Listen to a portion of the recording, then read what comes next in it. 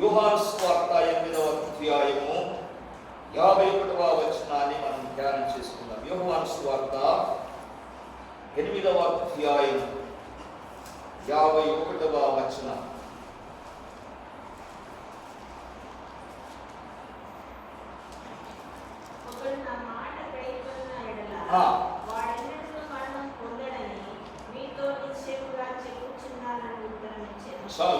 చాలు దేవుని బిడ్డలారా, యేసు ప్రభువు యూదులతో కొంత వాదం జరుగుతుండగా వాదంలో ఆయన వారితో ఈ మాట చెప్తున్నాడు. ఒకడు నా మాట గైకొనిన ఎడల వాడెన్నడును మరణము పొందడని మీతో నిశ్చయముగా చెప్పుచున్నాను. దేవుని మాట గైకొనువాడు మరణము పొందడు. దేవుని మాటను, దేవుని వాక్యము, ఇప్పుడు మనము మన చేతిలోని బైబిల్ దేవుని మాట. ఇది దేవుని మాట, దేవుని నోటిలో నుండి వచ్చిన మాటను ఇప్పుడు మనం చదివాము. దేవుని నోటి, యేసు ప్రభు నోటిలో నుండి వచ్చిన మాట మనం చదివాము. దేవుని నోటిలో నుండి వచ్చిన మాట అది వాక్యము. వాక్యము రాయబడినప్పుడు అది లేఖనం అనిపిస్తుంది. ఈ లేఖనాన్ని మరలా పరిశుద్ధాత్మ దేవుడు వాక్కుగా మార్చి మనకు అందిస్తున్నాడు. పరిశుద్ధాత్మ దేవుని ద్వారా అది వాక్కుగా మారి మరలా ప్రజల యొద్దకు వస్తున్నది. కనుక దేవుని బిడ్డలారా, ఈ లేఖనాన్ని మనం ధ్యానిస్తున్నప్పుడల్లా, పరిశుద్ధాత్ముడు మనతో ఈ లేఖనములను తీసుకొని మాట్లాడుతున్నప్పుడల్లా అది దైవ వాక్కు, దేవుని వాక్కు, దేవుని పరిశుద్ధ నామమునకు స్తోత్రం. ఈ వాక్కును, దేవుని నోటిలో నుండి వస్తున్న వాక్కును, దేవుని వాక్కును మనము గైకొనిన ఎడల, నా మాట గైకొనిన ఎడల, గైకొనిన మాట మనకి ఎప్పుడు బైబిల్లో వచ్చినా పాటించడము, వినడం కాదు, విని పాటించేది గైకొనడం, అనుసరించాలి, వాక్యానుసారంగా మనం జీవించాలి.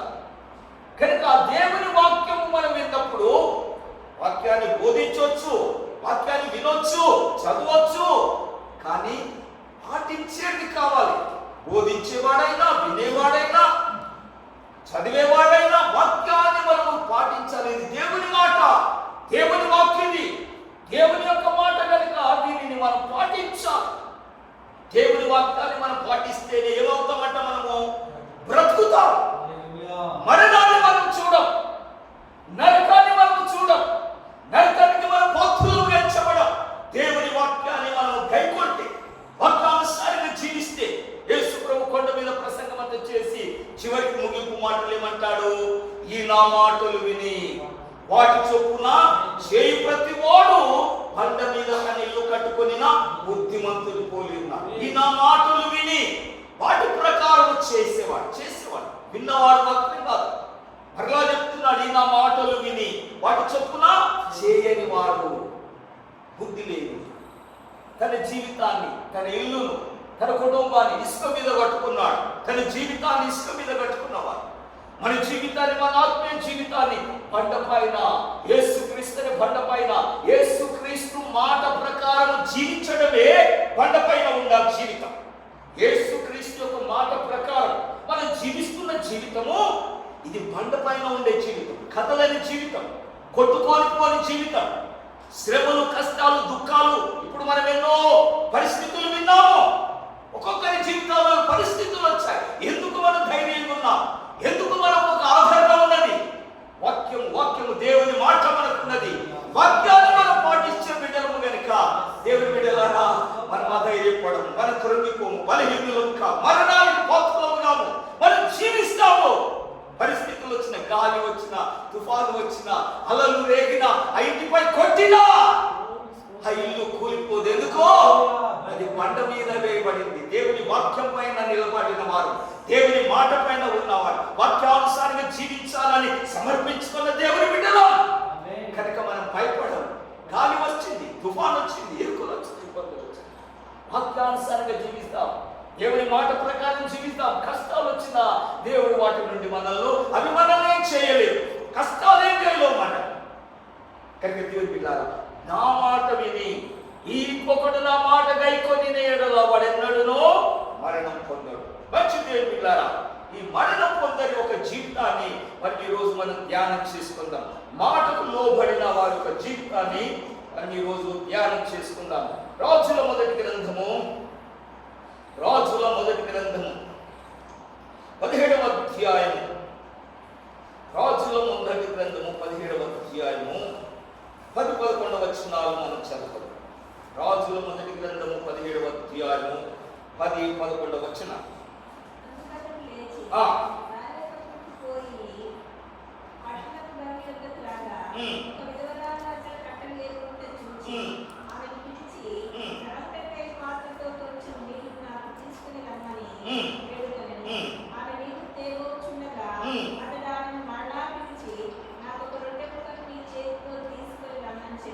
దేవుని పరిశుద్ధ నామమునకు స్తోత్రం. దేవుని బిడ్డలారా, ఒక భయంకరమైన కరువు పరిస్థితి, భూమి మీద వర్షం లేని కాలం, దేవుడు వర్షాన్ని ఆపు చేసిన కాలం.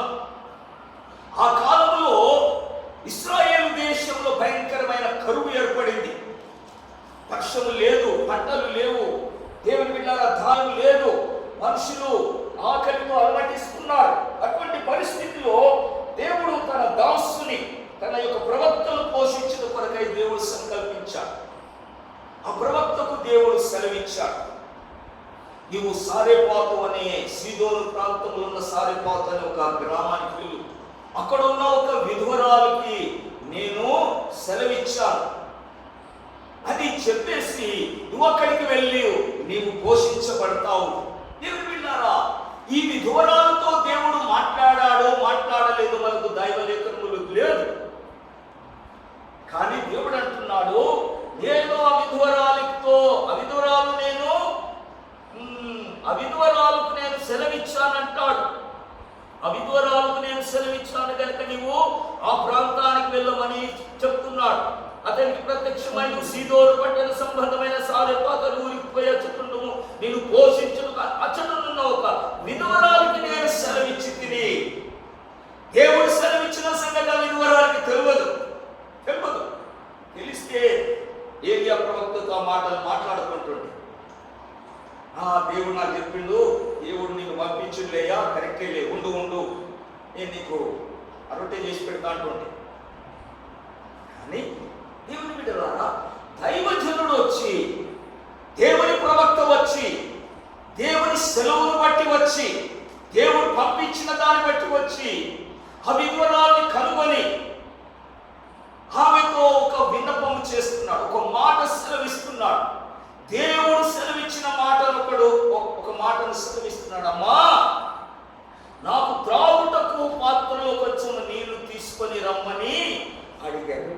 ఆమె వెళ్ళబోతుండగా మరి ఇంకొక మనవి చేశాడు, నువ్వు వస్తూ నీళ్ళతో పాటు ఒక రొట్టెను తీసుకొని రా. దేవుని బిడ్డలారా, ఈ కష్టకరమైన పరిస్థితిలో, ఈ ఇబ్బందికరమైన పరిస్థితిలో, ఏమీ లేని స్థితిలో ఉన్న పరిస్థితిలో ఒక దైవజనుడు నోటి నుండి వస్తున్న మాట, దైవజనుని నోటి నుండి వస్తున్న మాటకు లోబడాలా లేదా?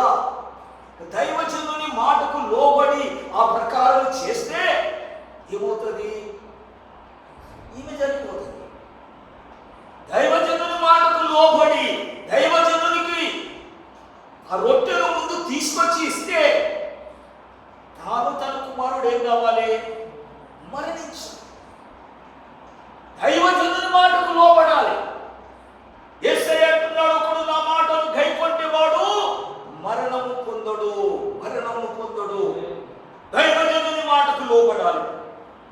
తాను బ్రతకాలంటే దైవజనుని వాక్కుకు లోబడాలి.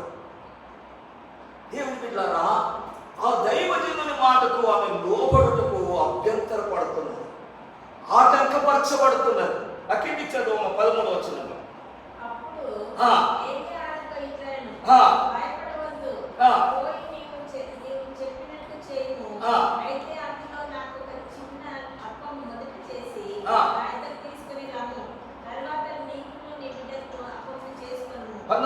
కూడా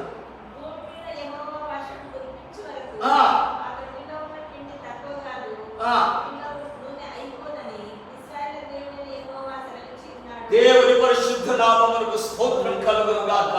ఇశ్రాయేలు దేవుడైన యెహోవా సెలవిస్తున్నాడు. దైవజనుని యొక్క మాట కాదది. దైవజనుడు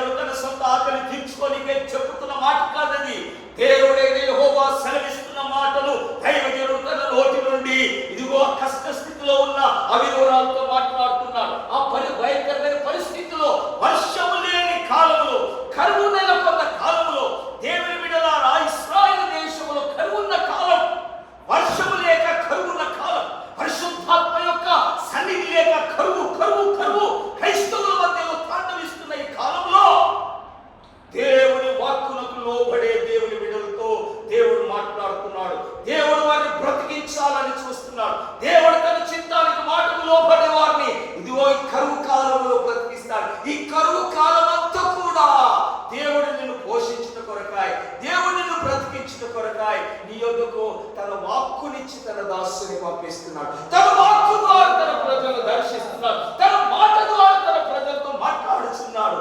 ఎందుకొరకు? నేను బ్రతికించేటందు కొరకాయ.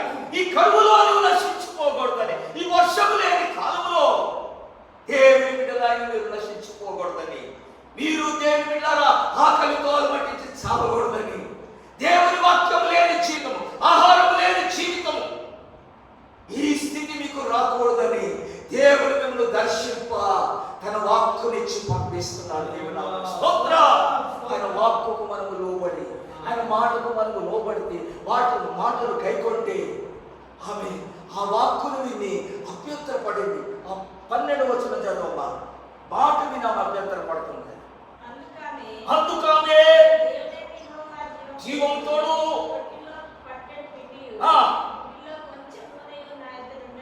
కానీ లేదు. నాకును నా బిడ్డకును సిద్ధము చేసుకొనవలెనని. ఎవరి కొరకు?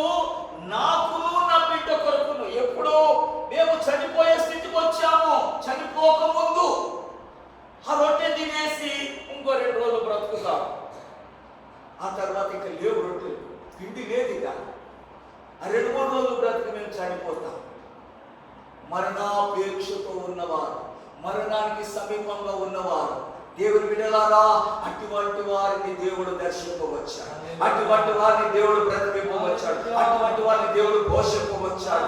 దేవుని బిడ్డలారా, ఇదిగో ముందు నాకు కావాలి కాదు, నీవు చెప్పినట్లే చెయ్యి, కానీ మొదటిది నాకు తీసుకురా, దేవునికి మొదటిది తీసుకురా. ఈ పరిస్థితిలో దేవుని బిడ్డలారా, ఈ భయంకరమైన ఆత్మీయమైన కరువు కలిగిన పరిస్థితి, ఆత్మీయమైన కరువు క్రైస్తవులను ఆవరించిన పరిస్థితి.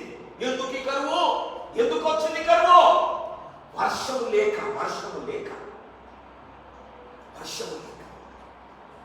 దేవుని బిడ్డలారా, దేవుడు వర్షాన్ని మార్పాడు.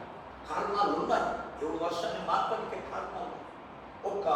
ఒక కారణం మనం చూద్దాం. చూడండి, దేవుడు వర్షాన్ని ఎందుకు మార్పాడు? ఒకటి జకర్యా గ్రంథము 14వ అధ్యాయంలో ఒక మాట. జకర్యా గ్రంథము 14వ అధ్యాయంలో ఒక్క మాట జ్ఞాపకం చేసుకున్నాం. 17వ వచనం.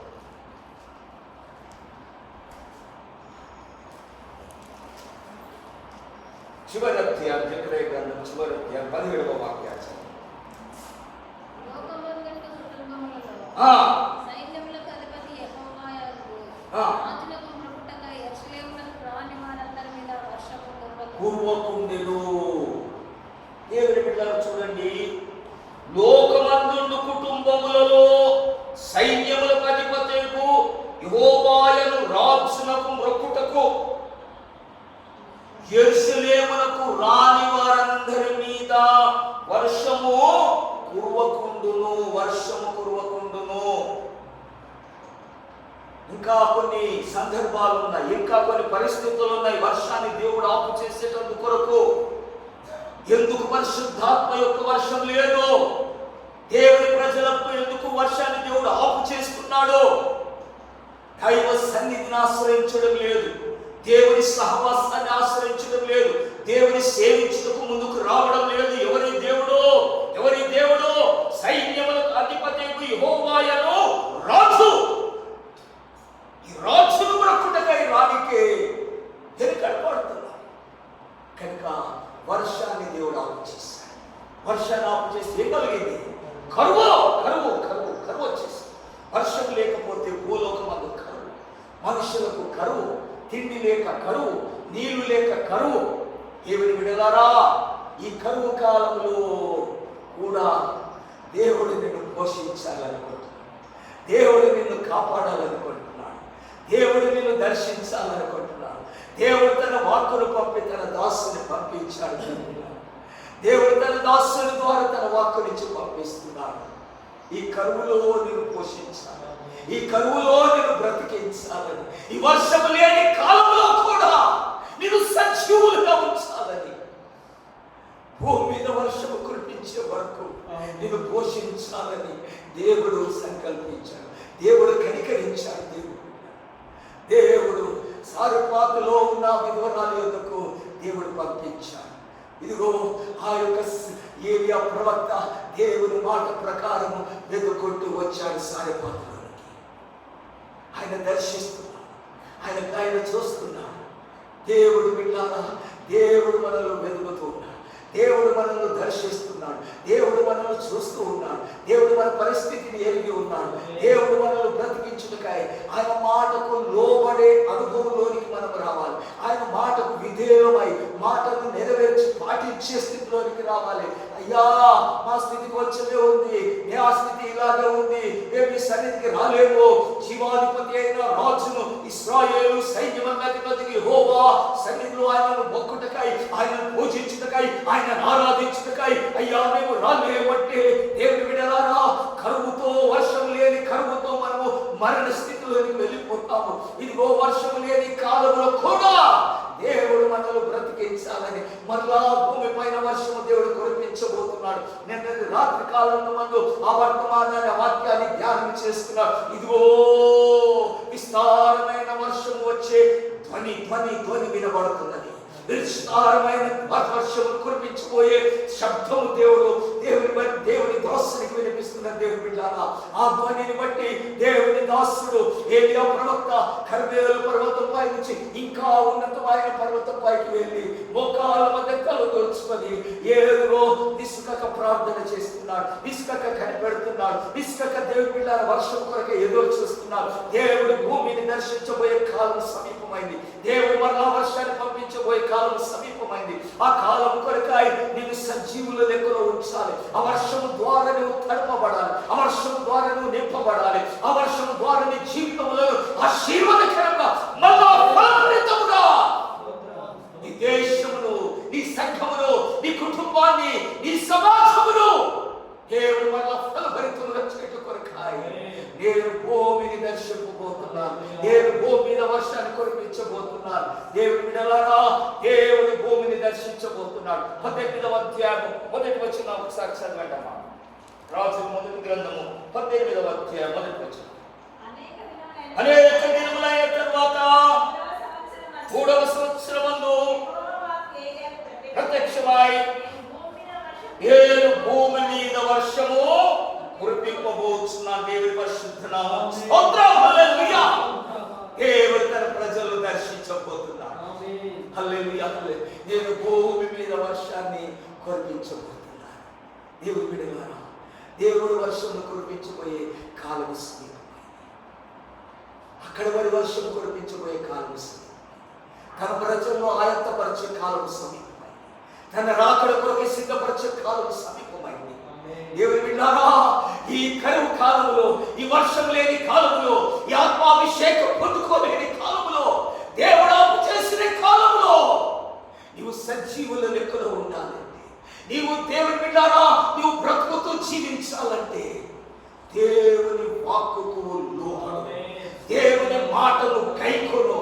అమ్మా, నువ్వు చెప్పిన మాట సరియే, నాయ్యా నయ్యదే ఏమి లేదయ్యా, కొద్ది పిండి కొద్దిగా నూనె నాకు నా కుమారునికి సరిపోయేటట్టునే, కనుక నేను నీ మాటకు లోబడలేను, నీ మాటకు విధేయురాలు కాలేనన్నా ఆ ప్రతికూలమైన మాట కాకుండా నేను చెప్పినట్లు నువ్వు చెయ్యి, దేవుడు నీకు సెలవిచ్చినట్లుగా నువ్వు చెయ్యి, దేవుని వాక్యము చెప్పినట్లుగా పాటించు, దేవుని వాక్యము చెప్పినట్లుగా అనుసరించు, దేవుని వాక్యానుసారంగా నువ్వు ప్రవర్తించు. వర్షం కురిసే వరకు నువ్వు సజీవులుగా ఉంటావు. ఈ కరువు కాలంలో నువ్వు బ్రతుకుతావు. ఈ వర్షం లేని కాలంలో కూడా నువ్వు సజీవులు లెక్కలు ఉంచుతావు. దేవుని దాసునితో పాటు, దేవుని వాక్కుతో పాటు, దైవజనులతో పాటు ఈ కరువు కాలం అంతా నువ్వు సజీవులుగా ఉంటావు. వర్షము కురిసేంత వరకు కరువే. ఈ కరువులో బ్రతకాలంటే దేవుని బిడ్డలారా, వాక్యములకు లోపడతా, దేవుని మాటకు లోపడతా, దేవుని మాటను పాటించే బిడ్డలకు. అయ్యా అయ్యా కొద్దిగానే ఉందయ్యా, నేను నా కుమారుడు తినాలనుకుంటున్నామయ్యా, తర్వాత మరణిస్తామయ్యా. మంచిది, నువ్వు చెప్పినట్లు చేయి, కానీ ఇగో నేను చెప్పినట్లుగా ముందు మొదటిది ప్రాధాన్యత ప్రాధాన్యత నాకు ఇవ్వు. దేవుని మాటకు ప్రాధాన్యత ఇవ్వు. దేవుడైన యెహోవా సెలవిస్తున్నాడు. తన దైవజనం ద్వారా దేవుడైన యెహోవా సెలవిస్తున్నాడు. వర్షం కురియు వరకు, భూమి మీద వర్షం కురియబడి వరకు ఈ తొట్టిలో ఉన్న పిండి అయిపోదు, ఈ బుడ్డిలో ఉన్న నూనె అయిపోదు. దేవుని వర్షం కొద్దిగా ఉన్న నీ స్థితి, కొద్దిగా ఉన్న నీ విశ్వాసం, కొద్దిగా ఉన్నటువంటి నీ యొక్క ఆత్మీయ అనుభవాన్ని దేవుడు బిడ్డలారా, దానిలోనే దేవుడు నిన్ను స్థిరముగా నిలుపుతాడు. దానిలోనే దేవుడు నిన్ను ఆశీర్వదిస్తాడు. దానిలోనే దేవుడు నిన్ను బ్రతికిస్తూ ఉంటాడు. ఎందుకొరకు? నా మాటకు లోబడు, నా మాటను పాటించు, నేను చెప్పినట్లుగా చెయ్యి, వాక్యాన్ని కైకొను, వాక్యానుసారంగా ప్రవర్తించు. నీ విశ్వాస జీవితాన్ని, నీ కొద్ది అయిన అనుభవాన్ని, నీ కొద్ది అయిన ఆత్మీయ పరిజ్ఞానాన్ని, నీ కొద్దిగా ఉన్న ఆత్మీయ స్థితిని దేవుడు వర్షమును పంపించి పరిశుద్ధాత్మతో నేను అభిషేకించు వరకు నేను కాపాడువాడు ఆయన ఉన్నాడు. ఈ కరువులో నేను మరణానికి అప్పగించను. దేవుని బిడ్డలారా, పరిశుద్ధాత్మ యొక్క నింపుదల మనం పొందుకునే వరకు, పరిశుద్ధాత్మ ద్వారా మనం నింపబడి వరకు, దేవుని యొక్క కడవరి వర్షం ద్వారా మన జీవితాలలో దేవుడు మనం ఆశీర్వదించు వరకు వాక్యమునకు లోబడతాము, వాక్యమునకు ప్రాధాన్యత ఇస్తాము, వాక్యమునకే ప్రథమ స్థానం ఇస్తాము. ఈ పేద విధవరాలు ఆ కరువు కాలం అంతా కూడా చూడండి, ఆమె ఏలియా చెప్పినట్లుగా చేసి ఏం చేస్తున్నామే? 15వ వచనం చదవమా. 15వ వచనం.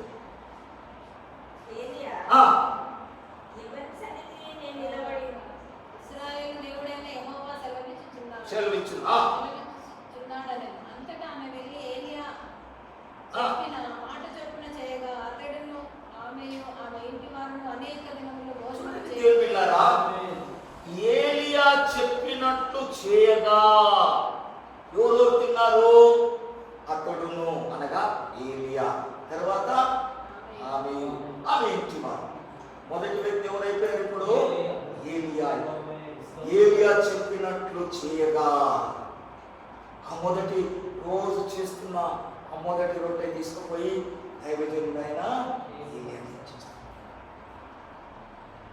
ప్రథమ స్థానం, ప్రాధాన్యత మన ఆత్మీయ జీవితంలో ప్రాధాన్యత. ఈ వాక్యం మనకు అనుగ్రహించబడింది. ఈ వాక్యం ద్వారా అయితే మనం బ్రతుకుతున్నాము, ఏ దేవుని వాక్యాన్ని బట్టి మనం జీవిస్తున్నాము, ఈ వాక్యానికి ప్రాధాన్యత, ఈ దైవజనుని మాటకు ప్రాధాన్యత, ఆ దైవజనునికి మొదటిది, ఈ దేవునికి మొదటిది. మన జీవితంలో ఈ కష్టకాలంలో దేవుడు మనల్ని బ్రతికిస్తున్న కాలంలో మొదటిది దేవునికి, తర్వాత ఆమెయో ఆమె కుటుంబం, ఇంటి వారందరూ. దేవుని బిడ్డలారా, అందరినీ దేవుడు దేవుని మాటకు లోబడుతున్న వారందరినీ, దేవుని మాటకు లోబడుతున్న వారి రహాబు అనే యేష్యను ఆమె ఇంటి వారందరినీ రక్షించలేదా? అమ్మా, నువ్వు మా మాట ప్రకారం చేసినట్లయితే ఇదిగో ఈ నాశనం అయిపోయే ఎరుకోలో నువ్వు నాశనం కాకుండా కాపాడుతావు. నాశనం అయిపోయే ఎరుకోలో నువ్వు తప్పించబడాలంటే మా మాట ప్రకారం కూర్చో, మా మాటకు నువ్వు కట్టుబడి ఉండాలి, మా గురించి నువ్వు తెలియపరచకూడదు, మా మాటకు నువ్వు ప్రాధాన్యత ఇవ్వాలి. అయ్యా, నేను బ్రతకాలని నీ మాటకు లోబడతాను. ఎవరీమే ఇశ్రాయేలు పక్షంగా ఉన్న మధ్య ఎరుకోలో నివాసం చేస్తున్న, నాశనానికి పాత్రులైన వారి మధ్యలో నివాసం చేస్తున్న వేషకరమైన జీవితం జీవిస్తున్నటువంటి ఆమె అయినా కూడా దేవుని మాటకు లోబడి, దేవుని యొక్క దాసుల యొక్క మాటకు లోబడి, దేవుని వారి యొక్క మాటకు లోబడి మాటను పాటించినందు చేత రాబోయిన ఉగ్రతలో నుండి మొట్టమొదటిగా ఆమెను బయటకు తీసుకెళ్ళాడు. ఆ ఎరికో పట్టణం నాశనం కాకముందుకి ఆమెను బయటకు తీసుకెళ్ళాడు. ఆమె ఇంటి వారందరినీ పోగు చేస్తుంది, ఆమె ఇంటి కలిగిన వారందరినీ పోగు చేస్తుంది, అందరినీ కూడా రక్షించుకున్నది. దేవుని బిడ్డల, దేవుని మాటకు మనం లోబడదాం.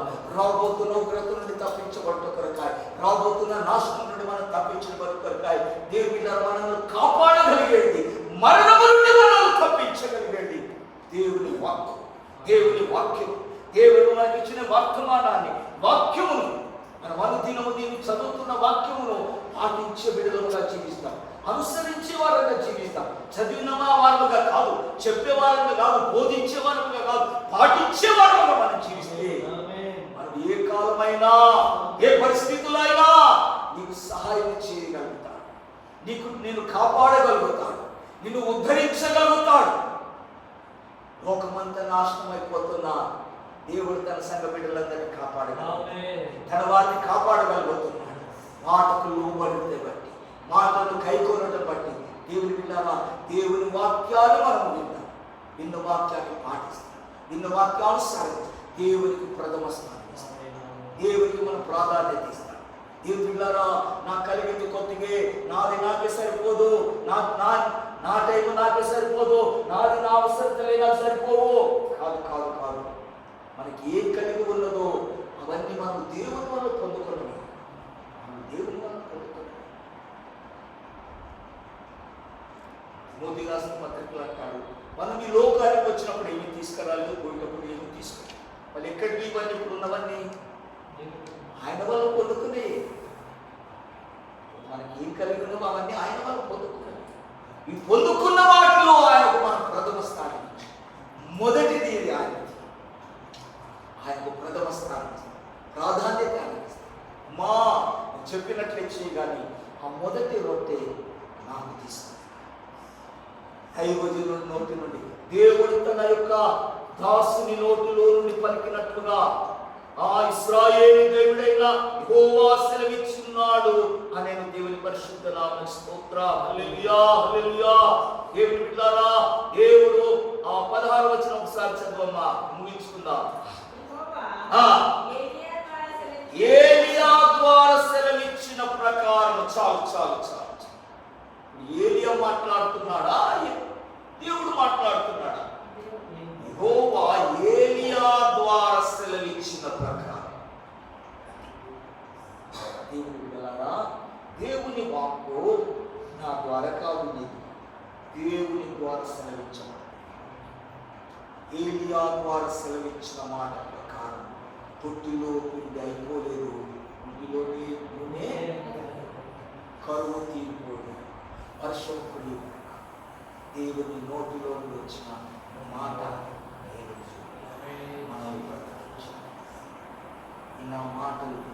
నా మాటలు గైకొని వారు మరణపోదు.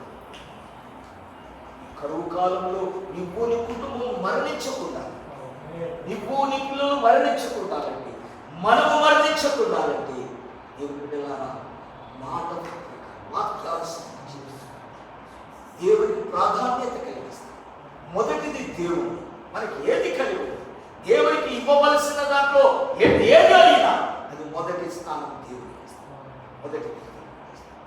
అలాంటి కృపను మనం పొందుకొని ఈ కరువు కాలంలో, ఈ వర్షము లేని కాలంలో మనం సజీవుల లెక్కలో ఉంచి దేవుడు మనలో భూమిని దర్శించాడు. అనేక దినములైన తరువాత దేవుడు ఏలియాను దర్శించి, నేను భూమి మీద వర్షము కురిపించవచ్చు. వర్షము కొరకై ఏలియా ప్రార్థన చేస్తాడు, కనిపెడుతున్నాడు. ఒక్కసారి ఆ మాట ఒక్కటి మనం చదువుకొని ప్రార్థన చేసుకుందాం.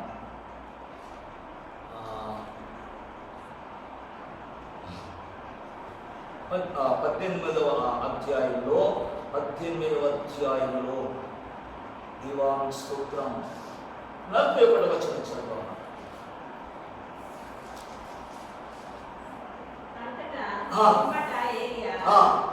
విస్తారమైన వర్షము వచ్చినట్టుగా పని గుర్తొచ్చినది. చాలు చాలు చాలు. విస్తారమైన వర్షము వచ్చినట్లుగా ఎప్పుడుతుంది? ధ్వని వస్తుంది. వర్షము రాలి కానీ ధ్వని వినిపిస్తుంది. ఆ సూచన కనబడుతుంది. వర్షము వచ్చే సూచన కనబడుతుంది. ఆ ధ్వని వినిపిస్తుంది. దేవుని బిడ్డలారా, వర్షము కొరకాయి ఏలియా దైవజనుడు ప్రార్థన చేస్తున్నారు. కర్మేలు పర్వతం ఇంకా మీదికి వెళ్ళిపోయి, ఆల్రెడీ కర్మేలు పర్వతం పైన ఉన్నారు, కానీ వర్షం కొరకై ప్రార్థించిన కొరకై ఇంకా మీదికి వెళ్ళిపోయి దేవుడు 7 మార్లు కనిపెట్టి ప్రార్థన చేస్తున్నారు. 7 సార్లు చూడు శ్రాపయ్యా, అయ్యా ఏం కనబడలేదు, మరలా చూసిరాపో అయ్యా, వేగమే కనబడతలేదయ్యా. దేవుడు విసిగిపోలేదు, అలసిపోలేదు. దేవుడు వాగ్దానం చేసిన దేవుడు నమ్మదగిన దేవుడు. నేను భూమి మీద వర్షం కురిపించబోతున్నానని తన దాసుడైన ఏలియా ద్వారా సెలవిచ్చిన దేవుడు నిశ్చయముగా వర్షాన్ని పంపించబోతున్నాడు. ఆ ధ్వని వినపడుతున్నది, మోపాయిన వర్షము దేవుడు కురిపించున్నాడు. దేవుడు విన ఆ వర్షములో మనం తడవాలి, ఆ వర్షాన్ని మనం అనుభవించాలి. మన కరువు తీరిపోవాలి, ఆత్మీయ కరువు తొలిపోవాలి, ఆత్మీయ జీవితంలో ఉన్న ఈ పరిస్థితి మారిపోవాలి. ఆ వర్షాన్ని మనం అనుభవించాలి. పరిశుద్ధాత్మ వర్షంతో మనం నింపబడాలి. అంతవరకు నువ్వు కాపాడబడాలి, అంతవరకు నువ్వు జీవించబడాలి, అంతవరకు దేవుని వాక్యానికి లోబడి దేవుని వాక్యానుసారంగా దేవునికి ప్రథమ స్థానం ఇచ్చి దేవుని వాక్యానుసారంగా జీవించావా, ఈ వర్షంలో నువ్వు తడవబడే అమ్మోలోనికి వెళ్ళిపోయి అమ్మోపైన వర్షం నీ పైన కూడా కొరిపడుతుంది. కడవరి వర్షం ద్వారా, కడవరి పరిశుద్ధాత్మ అభిషేకంలో మనమందరం కూడా పాల్గొంటాం. ఆ కృప పరిశుద్ధాత్మ దేవుడు మనందరికీ అనుగ్రహించి ఆయన వాక్యంలో విధులపై జీవించడానికి సహాయం చేయను కాక ప్రార్థన చేసుకుందాం. దేవా స్తోత్రం.